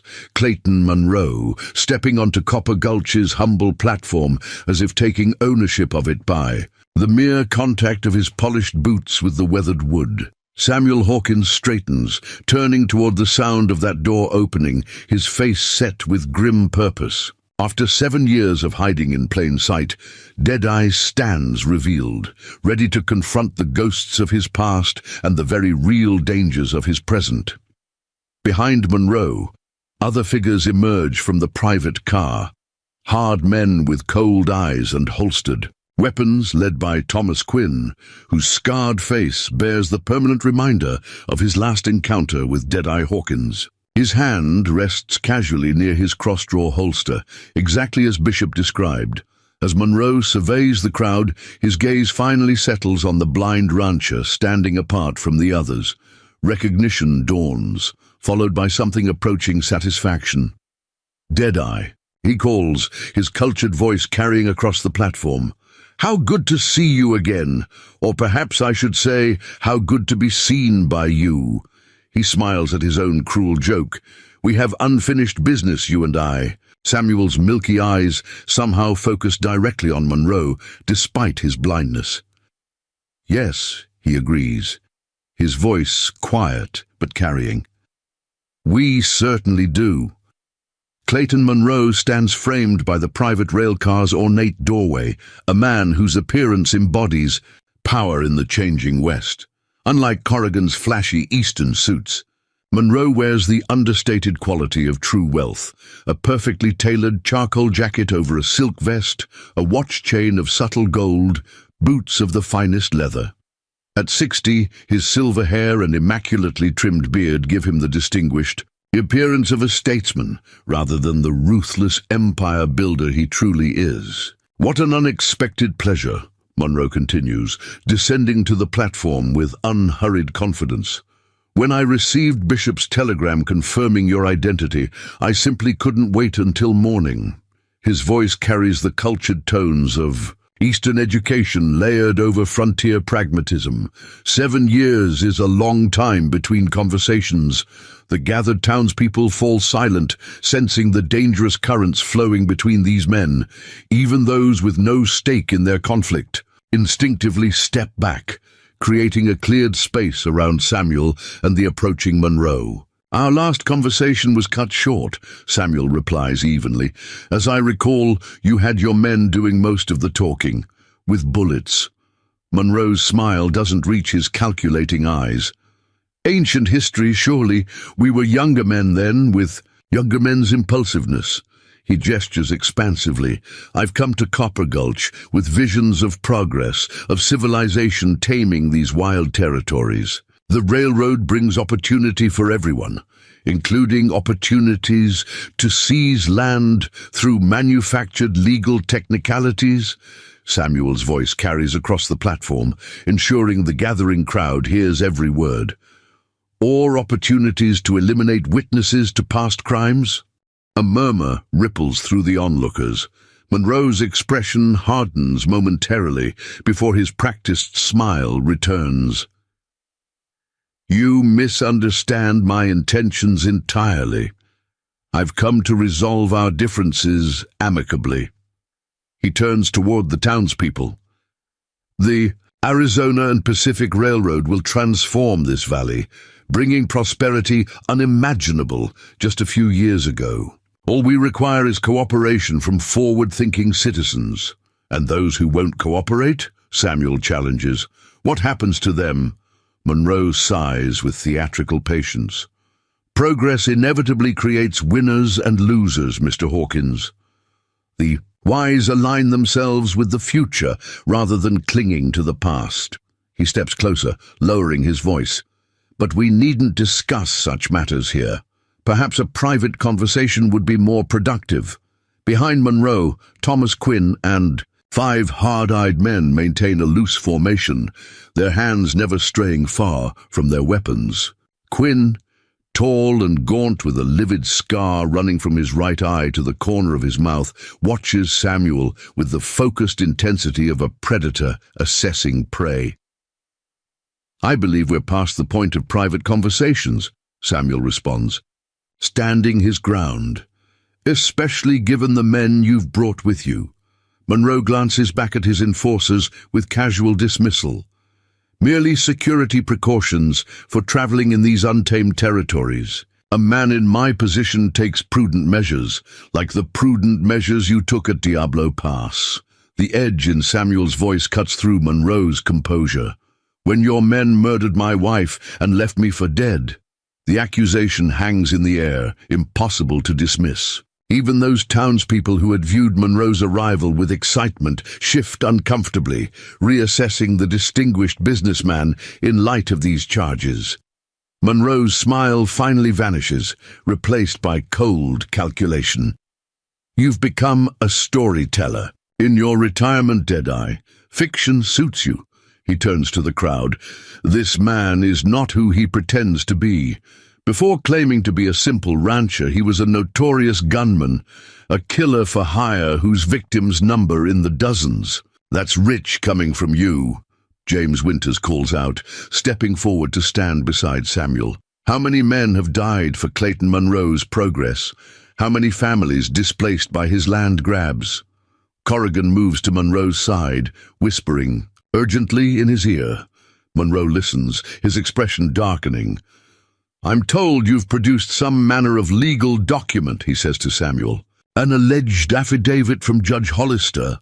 "Not alleged," Samuel corrects him. "Genuine, signed and sealed, granting me immunity in exchange for testimony about your operations." Even without sight, his posture and voice project absolute certainty.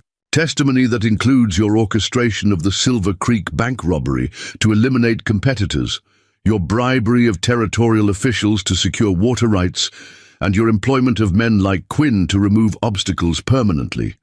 Quinn's hand drifts closer to his holster, his scarred face tightening with anticipation. Beside Samuel, Eliza notices this subtle movement, her own hand shifting toward the hidden derringer in her pocket. "Impressive allegations," Munro acknowledges, his tone hardening, "but ultimately worthless without evidence. Judge Hollister's reputation for flexibility regarding the law is well known. A document signed under duress, or perhaps forged entirely, would never stand up to proper examination."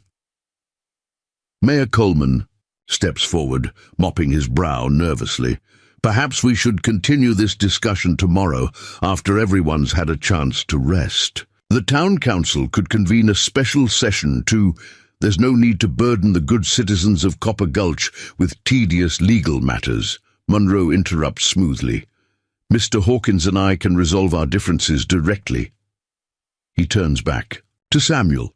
"A simple proposition. Sell Ironwood Ranch to the railroad at triple its market value, surrender any documents you claim to possess, and you're free to relocate anywhere beyond territorial boundaries. Start fresh." "And if I decline?" Samuel asks, though his tone suggests he already knows the answer. Munro's smile returns, cold as a desert winter. "Then I fear matters would become unnecessarily complicated. Legal challenges can be so prolonged and expensive. Few ranchers have resources to withstand extended litigation against a corporation like the Arizona and Pacific." The threat beneath his reasonable words is unmistakable to everyone present. Munro is offering a choice between surrender and destruction. "Before Samuel can respond, the crowd parts as Lucas Bishop approaches, his movements unhurried yet purposeful. "A moment, Mr. Munro," he calls, stopping several paces from his employer. "There's something you should know before negotiations proceed further." Munro's eyes narrow with suspicion. "I'm listening, Bishop." "The affidavit is genuine," Bishop states flatly. "I've examined it myself. Furthermore, copies have been dispatched to the Territorial Governor's office and 3 separate newspapers." He meets Munro's gaze steadily. Whatever happens here tonight has already gone beyond Copper Gulch. A flash of genuine anger crosses Munro's composed features. "You overstep your authority, Bishop. You were hired to locate Deadeye, not investigate. Legal documents." "I was hired to confirm facts," Bishop corrects him. "I've done so thoroughly." Munro studies his investigator with new eyes, reassessing the man he thought he knew. "I see." He turns back to Samuel.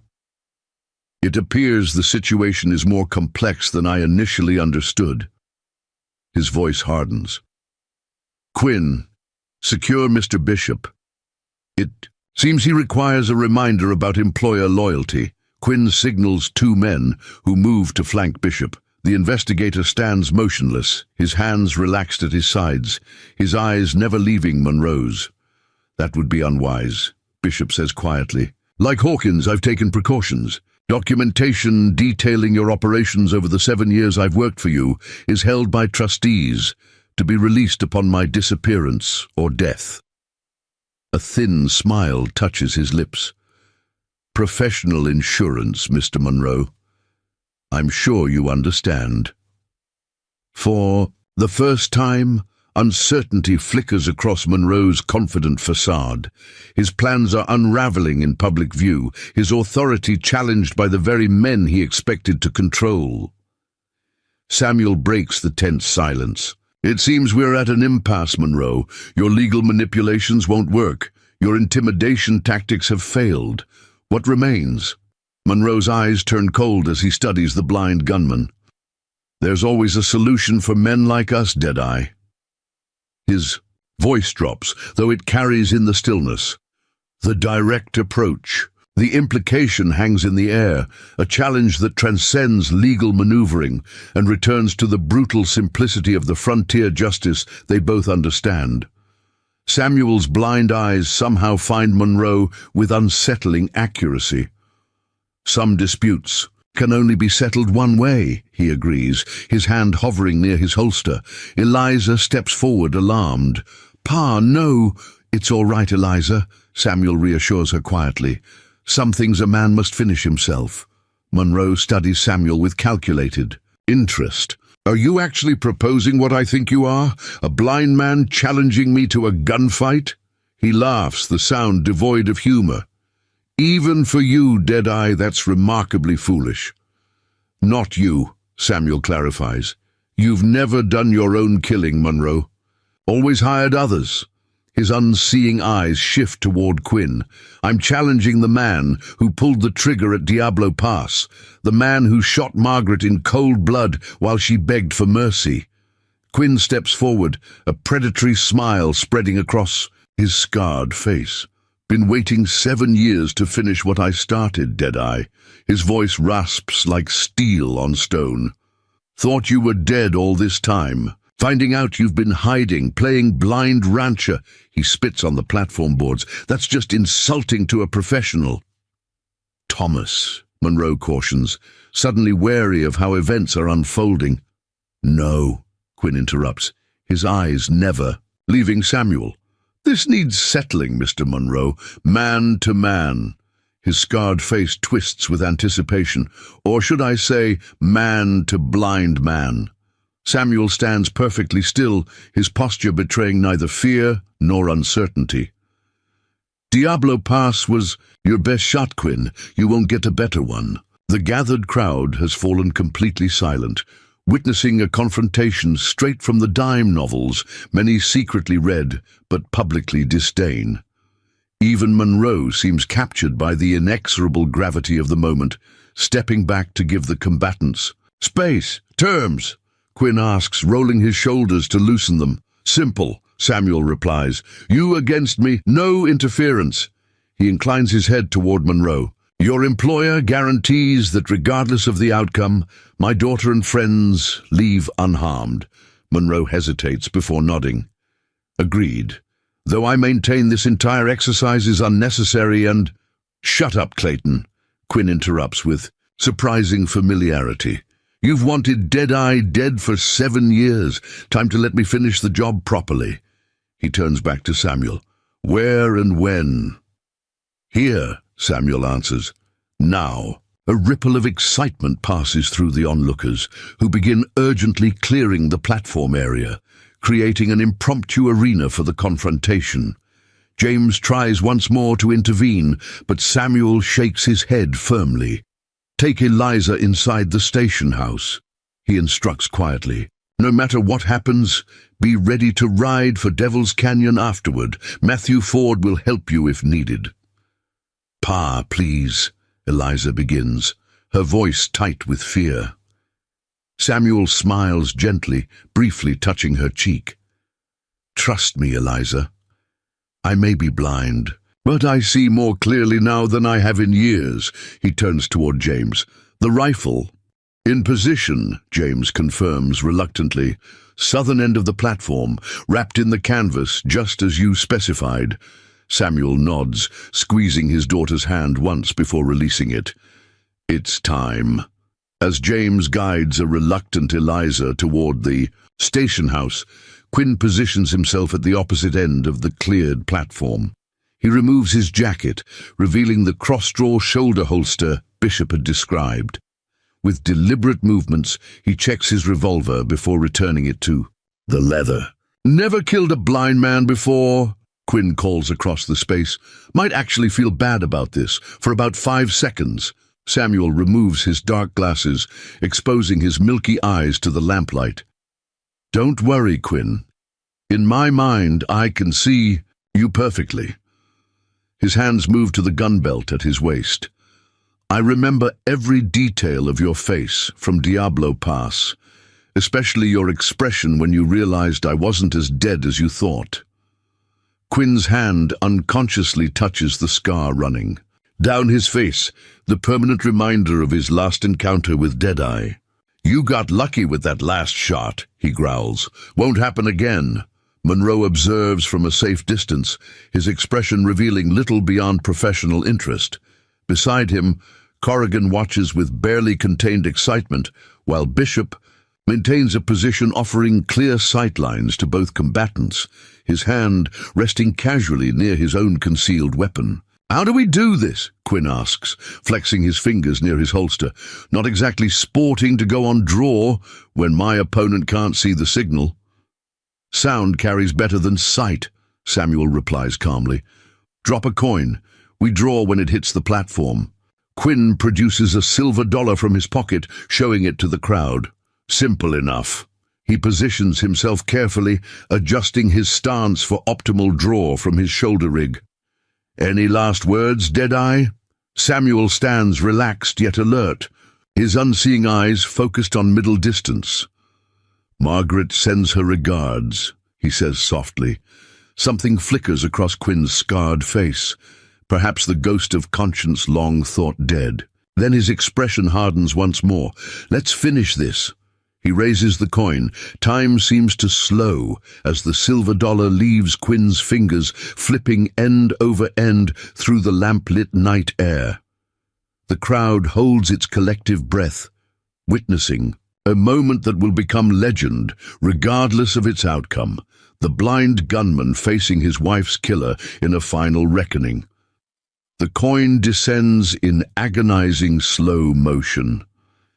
Quinn's hand hovers near his shoulder holster, muscles tensed for the draw. Samuel stands motionless, only his head slightly tilted as he tracks the coin's fall by sound alone. The silver dollar strikes the wooden platform with a sharp metallic ping. What happens next unfolds with such blinding speed that witnesses later disagree on the exact sequence. Quinn's hand blurs toward his shoulder rig, drawing with the practiced efficiency that has ended dozens of lives. In the same instant, Samuel drops to one knee, his revolvers clearing leather with impossible speed for a blind man. Both men fire. Simultaneously, the thunderous reports merging into a single deafening crash that echoes across the station platform. Quinn staggers backward, a look of profound disbelief crossing his scarred features. He stares down at the spreading crimson stain on his chest, then back at Samuel, who remains kneeling, revolvers extended. How? Quinn gasps, his voice barely audible. You're blind. I don't need eyes to know where a snake stands, Samuel replies, his aim never wavering.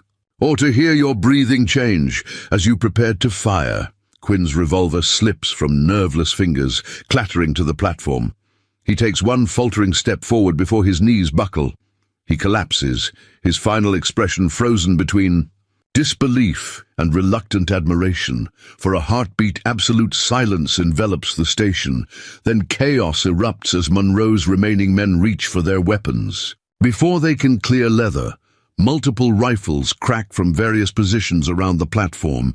James Winters and several Ironwood ranch hands strategically positioned before the confrontation began. That's enough, Bishop's voice cuts through. The commotion as he draws his own weapon, aiming not at Samuel, but at Monroe. The next man who draws dies. Monroe raises his hands slowly, his composed facade finally cracking to reveal the fury beneath. You betray me for this killer? He demands of Bishop. I'm not betraying anyone, Bishop responds evenly. I'm preventing a massacre that would bring territorial marshals down on this entire town. He gestures with his revolver. The contest was agreed upon. Quinn lost. Honor the terms you accepted. Monroe's face contorts with barely controlled rage, but calculation quickly reasserts itself. His eyes move from his fallen enforcer to the blind gunman still kneeling on the platform, then to the armed ranch hands covering his remaining men. The odds have shifted decisively against him. This changes nothing, Monroe finally says, his voice tight with suppressed fury. The railroad will still come through this valley. Ironwood Ranch will still be exactly where it is, Samuel interrupts, rising smoothly to his feet, his revolvers now lowered but still ready, with its legal owner continuing to operate it as he has for 7 years. He holsters one revolver, his movements decisive despite his blindness. The difference is that now everyone knows exactly who and what you are, Monroe. The affidavits, your methods, Quinn's death in a confrontation he initiated, all will be reported in every newspaper from here to San Francisco. Do you think that matters? Monroe scoffs. I've weathered worse publicity. Perhaps, Samuel acknowledges. But investors are notoriously nervous about scandals. Railroad stock prices are remarkably sensitive to public opinion. He smiles thinly. And territorial governors facing re-election tend to distance themselves from controversial figures. Monroe's expression reveals the first hint of genuine concern as he calculates the potential damage beyond this immediate confrontation.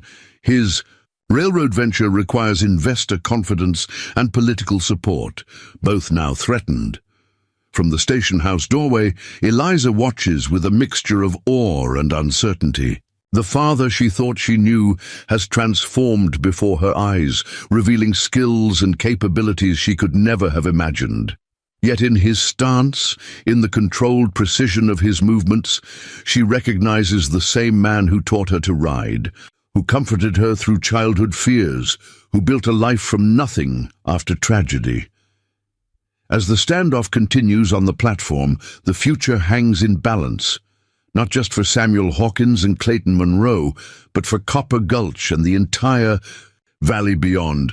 The blind rancher has won this confrontation, but evening's drama has set forces in motion that none can fully predict.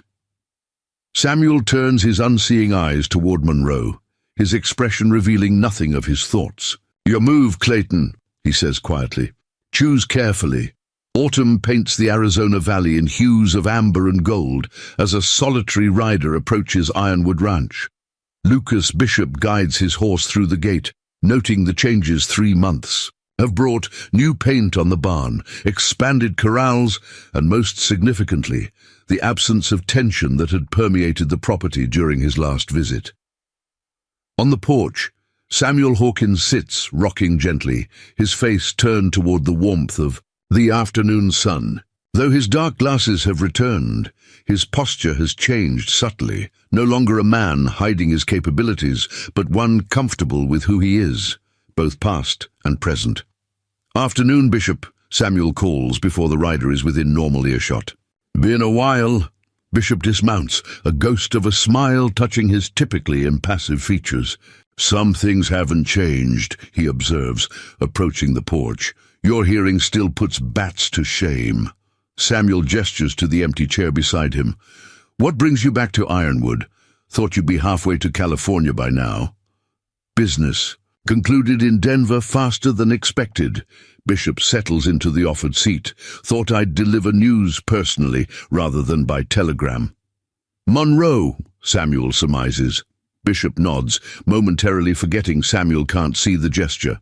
"Yes, the Railroad Commission denied his petition to force easements through contested properties. Your testimony proved persuasive.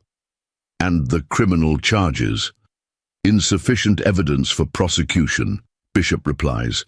"But his reputation is damaged beyond repair. Investors have withdrawn support, political allies have distanced themselves, and the Arizona and Pacific has been absorbed by Southern Pacific." He pauses. "Monroe left for Europe last week. Permanent departure, from what I gather." A satisfied expression crosses Samuel's weathered face. "Justice takes different forms, I suppose." He tilts his head slightly. "And the Corrigan brothers?" "Victor fled with Monroe. Edward accepted the territorial governor's amnesty offer in exchange for testimony about land fraud operations. Bishop glances toward the distant mountains. Copper Gulch elected a new mayor last month, man named Jenkins. Tom's father, Samuel notes with approval. Good man, fair-minded. The conversation pauses as Eliza emerges from the house, carrying a tray with coffee. She's accompanied by a young man Bishop recognizes as Matthew Ford's apprentice from Devil's Canyon. Mr. Bishop, she acknowledges, her initial wariness having softened over time. Will you stay for dinner? Daniel and I were just discussing the new smithy we're building on the north side of the property. Bishop accepts the offered coffee. Appreciate the invitation, but I'll be moving on before sundown. His eyes note the subtle changes in Eliza, a new confidence, a happiness absent during their first encounter. The young smithy watches her with unmistakable devotion as they return inside. Life moves forward, Samuel observes, seemingly aware of Bishop's thoughts. Even after the kind of storm we weathered, Bishop sips his coffee thoughtfully. What about you, Hawkins?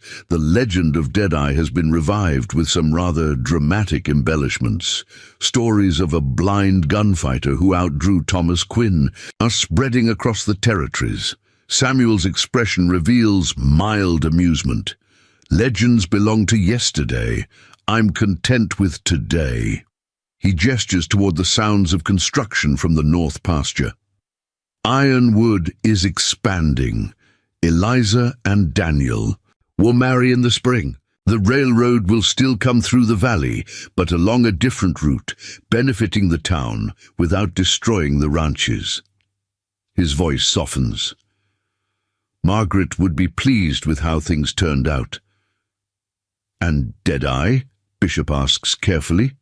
Is he truly retired this time? Samuel's hand moves unconsciously to where his gun belt would have rested in earlier years.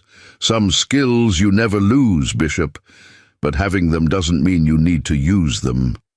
He smiles slightly. I prefer the sound of hammers building something, new to the sound of gunfire ending something old. As the afternoon wanes toward evening, Bishop prepares to depart.